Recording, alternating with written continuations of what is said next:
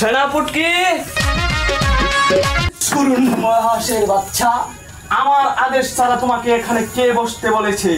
Sorry রাজা মশাই, আমি উঠে গেলাম। এবার বলেন রাজা মশাই।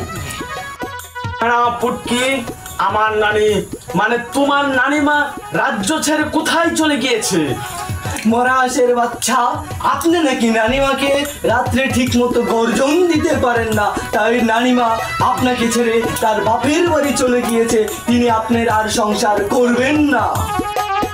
সেনাপুটকি, তোমার নানিমা আমার সাথে এটা করতে পারে না। নানিমা, মহাশয়ের বাচ্চা, আপনি কান্না করবেন না।